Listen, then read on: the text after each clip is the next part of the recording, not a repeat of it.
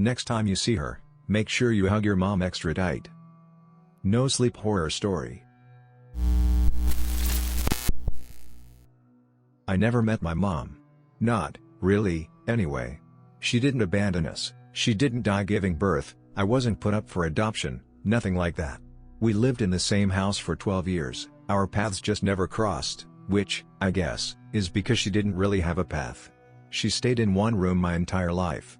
The third door on the left of the hallway in our 3-bedroom ranch-style home, a room I wasn't allowed in. The door to Mom's room was different from the rest of the doors in our house. It looked heavier, sturdier. And there were a series of locks on it, the keys to which my dad always kept on his person. My dad did an admirable job of balancing her situation and my knowing that she loved me. He would come out of Mom's room and tell me that she'd asked about me, and he would deliver messages from me to her. At least that's what he told me. I suppose I don't have any real way of knowing if she actually asked about me or if he'd told her what I'd said, but I guess it doesn't matter. As a child I was equal parts terrified and curious of what my mom did behind that door. There was a constant odor that permeated the house that originated from that room, one so bad it meant we couldn't have company. I had a variety of excuses for why my friends couldn't come over, none of which were my house smells like something crawled up something that crawled up something's ass and died, because my mom is a recluse. In fact, I was under strict instruction by my dad to tell anyone who asked that my mom was dead. She might as well have been, the house probably would have smelled better. In the morning when I would get up to get ready for school, I would sometimes see my dad mopping the hallway around the door. He always had some excuse, like he'd spilled something or the ceiling was leaking, but I knew better. Something was coming out of my mom's room. Some nights, I would sneak out of bed and peek my head out into the hallway. There was always, day and night, a light emitting from under the door. When I would watch from my room, I would see pauses in that light, interruptions, as though someone was moving around within. I always assumed it was my dad, as he spent most nights behind that thick wooden door. But it was the sounds that would send my mind wandering with images of all manner of violence and horror. Every now and again a scream would erupt from down the hall. It was guttural, intentional, the scream of a woman in fear for her life. There would be bangs, crashes, the sounds of things breaking. And my dad would emerge from my mom's room, breathing heavily and wiping himself down with a towel, covered in either sweat or water or both or neither, something that made his silhouette glisten in the darkness. Then he would get the mop. When playing outside, if I could find the opportunity, sometimes I would try to look through the window, which had been covered with a thick comforter. One day, however, the comforter had been moved ever so slightly, allowing a sliver of visibility into the room. I peered through that thing space, my vision obstructed even further by the condensation that had accumulated from within. I could just barely make out the shape of a head resting on a pillow inside the room, seemingly sleeping. I stood there, my 7-year-old brain trying to fill in the black left by my limited view. I stared at the head on the pillow, shifting to my left in a futile effort to see more of the body to my which that head belonged. I could make out the vague shapes of a body under a blanket, but my main focus was the only visible part of her head. As I turned back to my first position, a twig snapped under my foot, and inside the room, the head on that pillow turned toward me, and I could feel that person, I could feel my mom, looking into my eyes. We each held our gaze for what felt like an eternity, and it was, above all else, a serene moment, the very first one shared between a mother and her son. I remember a warm breeze gently blowing past me, the sounds of leaves rustling and crickets dancing. There was a peace in that moment that I haven't experienced before and haven't since. That peace was broken when I heard my dad's voice calling out for me from the back porch. It startled me, and when I looked back to the window, the comforter was slowly, deliberately, being put back in its proper place, blocking all visibility into my mom's room. What I found odd, however, was that with my last glance into the room, I saw my mom still laying down, still looking at me. With my dad at the back porch and my mom in bed, who moved the comforter back? That question plagued me for 5 years, up until the second and last time I laid eyes on my mother. When I was 8 years old, my dad informed me that he was going to be doing work in the basement, and as such it was now strictly off limits. It wasn't a finished basement, mostly just boxes and bins and other disorganized junk, so I didn't spend any time there anyways, but it was now deemed a space as forbidden as my mom's room. For the next 2 weeks the normal sounds of my home were drowned out by a cacophony of drills and saws and hammers, as well as the increased frequency of the aforementioned shrieking that rang out from behind the third door on the left. As time went on, my curiosity only increased. At 10 years old, I asked my dad that question that I can only assume he'd hoped he'd never hear: why doesn't mom ever come out of her room? I watched the color drain from my dad's face as he sat across from me at the dinner table. As a tense pause lingered between us, a sound that had been becoming more and more frequent over the past year rang out, a sloshing sounds, not dissimilar from someone squeezing a wet sponge, accompanied an occasional soft bang on the door and a quiet but lingering groan, and filled the air between us as my dad searched for an answer. "She's sick," was all he managed to get out.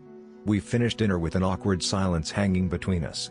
That, and the music of misery that was the soundtrack of my mom's room.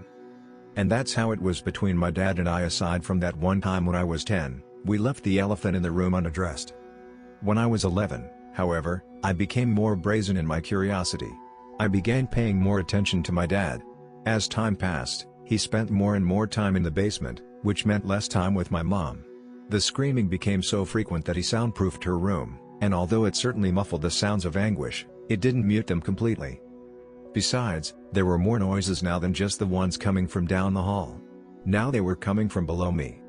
I would put my ear to the hardwood floor and listen, and I would hear several distinct groans and moans and screams. Once, or, rarely, twice a month, my dad would remand me to my room under threat of extreme grounding, and over the course of about 2 hours, those collective pain sounds of agony would cease one by one, until they were all silent. At that point, my dad's van would pull out of the driveway, and I was allowed to leave my room. This was the way things were until about 6 months before I turned 13. It was a Thursday night, around 10 p.m. I was in bed, trying to fall asleep against the sounds of what seemed to be an especially uneasy night in the basement in my mom's room. The screams were as loud as they'd ever been, the most prominent of them the very first one I had ever heard. But then, another scream joined the chorus, and though I had never heard him scream before, I knew it belonged to my dad. He bellowed out in what seemed to be incredible pain, then started howling my name. "Nick. Help me. Help me please. Nick, help me, help me." I leapt up from bed and looked down the hall. It sounded like a tornado was occurring in my mom's room. Wood splintering, glass breaking, the wall being smashed into, maybe even through. The light underneath the door was flickering wildly, there was a ton of movement within. I ran to the door, from behind which came my father's pained shrieks, although by that point they were slowly becoming muffled and turning into more of a gurgling noise. I knew that he left the door unlocked when he was in my mom's room, because he knew he could count on my never, ever going inside, not with the amount of reprimanding he promised would follow. But now I had to. I stood at the door for what seemed like a lifetime in the moment, but it was truly only a second or two. I was finally going to see my mom, face to face. No matter what horrors were happening inside that room, something good would come from it. I was afraid, more afraid than I've ever been, but I held on to that idea as I turned the heavy brass knob and opened the third door on the left. I immediately vomited. For as bad as the smell was in the rest of the house, the room from which it was birthed was worse 1,000 times over. It was a putrid aroma of shit, piss, blood, and any other number of horrible scents. But what was worse was what I was seeing. I'm not sure there are words in the English, or any other, language that can adequately describe what I saw, but I will use whatever words at my disposal to paint as clear a picture as I can. The room was an absolute mess of broken wood and glass. The drywall had been torn from a large majority of the walls, the slats behind it broken and jagged. Blood in a clear liquid had been splashed all around the room, and the floor was slick with it, pooling in certain areas. The hardwood floor had been gouged and was ripped completely apart in certain spots. The centerpiece of the room, however, was my mother. The headboard of the bed was still visible, but that was about it. Her naked body had grown out with a series of what at first appeared to be tumor-like growths, until she took up nearly 3/4 of the room. I could just barely make out her face in the sea of jagged skin, which in addition to the various growths was peppered with countless bleeding sores and in some spots, holes that led within her body, along with all the muscles and tissue visible inside. My father was nearly halfway down one of the wells that led into my mother, his screams nothing more than what sounded like shouts underwater. His legs flailed wildly, until they didn't. Once he stopped fighting, he was slowly consumed by the mass of flesh. I stood there in abject terror as my mom's eyes turned to me and teared up. She moaned in pain, the most misery I could ever imagine a person being in. I didn't know what to do. I wasn't equipped to respond to what I was seeing. And I was even less equipped for what followed. The tumorous growth nearest to me began to break open, a clear, thick water spilling out of it. Then something reached out and pulled itself through the opening. The thing was a mass of stringy limbs, as many as 6 arms and more legs. Teeth jutted out from all over it, separate from and also inside multiple mouths that contained long, wet tongues, and it had numerous blinking eyes. It screamed. It screamed loud and long, and it seemed to be in pain. That's when I noticed the floor just past it. It had been removed, and the thing that was presumably once my mother had grown downward, toward the basement. My dad's keys were on the floor next to the door, so I picked them up and ran to the basement door. It took me a minute, but I unlocked the 5 locks and descended the basement stairs. Down the stairs and to the right was the rest of her, and them. She had grown down, all the way to the floor, and there were more of the limbed things writhing about. More of them, at least 50 in varying sizes, were piled up on the opposite side of the basement from where the crooked mass that was my mother fed through the floor. Another of her sores burst, another monster falling out of it. I didn't know what to do. I was in shock. I stood there for at least a half hour watching these things be born into misery, their mess of arms and legs and teeth and eyes begging to understand what and why they were. I finally snapped out of it and turned to go back upstairs, and that's when I noticed a message etched into the back of the basement door. Nick. If you are seeing this, take the gun at the bottom of the stairs and kill her. Sure enough, there was a shotgun positioned at the bottom of the stairs. I went back down and grabbed it, then meekly made my way to my mom's room. The clear liquid from within her had formed a thin river down the hallway, which I avoided as I made the trek down back to the room. My legs shook so violently that I nearly crumbled with every step. I had never fired a gun before. I didn't even know we'd had one. We lived in the country, in a place that could be somewhat accurately described as in the middle of nowhere, but we didn't live a country lifestyle. I had the common sense for how to operate the pump-action Mossberg 590, but it was nearly as big as me, and far more intimidating. I took a reluctant step back into the room where my bloodied, wounded, and presently birthing mother was howling in pain. I nearly vomited again when I saw my dad. From a gaping wound on the side that faced me, his mangled, twisted body began being ejected. But my mother's gaze took my attention away from that. I took apprehensive, uneasy steps towards her, shaking so much that in retrospect I find it to be a miracle the shotgun didn't go off prematurely. Her face was like any other. The stretching and growth of her body hadn't affected it at all. She had glistening brown eyes that hypnotized me when I looked into them, and I truly believe that she must have been beautiful before all that.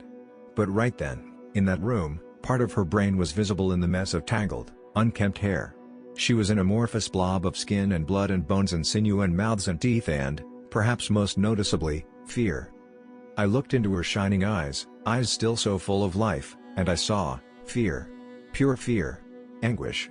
Misery. Pain. Fatigue. While her mouths moaned and groaned and screamed, her eyes begged for mercy, begged for all of it to end. I sobbed. I was experiencing so many things all at once that I could feel my body and mind nearly shut down entirely. There was a fear I hadn't known and haven't known since. There was a confusion at what it was I was witnessing and doing in that moment. There was apprehension towards pulling a trigger and ending a life. There was bereavement for my father, whom at that very moment I became very aware of no longer having in my life. And there was happiness. A small sliver of happiness. I had finally met my mom. It didn't matter that she was this mutated, mangled mess that had grown to nearly the size of the room and down into the basement. It didn't matter that she had hideous, bulbous growths and sores all over her body. It didn't matter that she had consumed my father and spit him out like a chicken bone. It didn't matter that at that moment she had unimaginable horrors falling out of her wounds and thrashing around in perceived malignancy. She was my mom. She was my mom and she needed help. I used all my strength to pull back on the hand grip and load it around into the shotgun. I lifted it and looked into my mom's eyes, which sparkled under the bright light above. I watched a tear roll down her. It traveled down where her cheek would have been, eventually getting lost in a crease of bruised, jagged skin. Her eyes said more than any of her mouths ever could. Her eyes told me she loved me, and that what I was doing was okay. That it was what she wanted. I tried to say I love you, but the words got caught in my dry throat and were barely intelligible. She just looked at me, pleading with her eyes. I cleared my throat and said it again. I love you, Mom. And I pulled the trigger.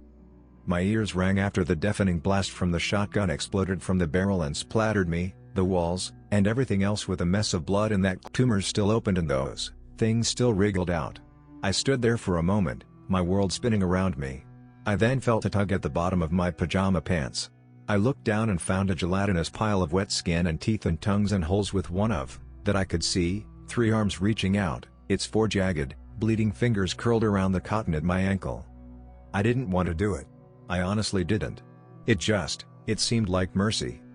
I killed it. Then I killed another. Then another. I killed them until there were no more shells in the gun. There were more lumps on my mom's corpse with things squirming underneath. I didn't have it in me to keep looking into these things' many eyes and ending them. As another monster broke free from the mass that dwelled behind the third door on the left and down into the basement, I retrieved both of the gas cans my dad kept on the back porch, followed by the propane tank from the grill. And then I listened to it all burn. The screams of agony dwindled as the flames roared, the short, miserable lives of my brothers and sisters ending in a violent cocktail of gas and fire and smoke. My new reality dawned on me as I walked the 11 miles into town and to the police station. My dad was dead. Gone. And at the time I thought I would remember him as a man who, however selfish it may have been, loved his wife so much he did everything he could to keep her with him. But a nearly $500,000 payout from the will of a man who made less than $10,000 a year and didn't have life insurance has led me to question who he really was and added to the already mountainous number of questions I had had about the circumstances surrounding my mother. I've accepted that I will likely never know the truth about why my dad kept my mom alive, if it was out of love or some other, more nefarious reason, nor what happened to her in the first place. What I do know is that I've chosen to believe that my mom loved me. That she really did ask after me in between her ever-increasing bouts of misery and birthing. And I know that I loved her. And I know that she needed to be set free. Please like and subscribe. And tap the notification bell icon below to get notified of more Reddit DTS videos. Leave a comment down below or send us your 2-sentence horror stories and short horror stories at our email on the description, to be featured on our upcoming videos. Thank you for your support. This is RedditJoe channel, your everyday Reddit.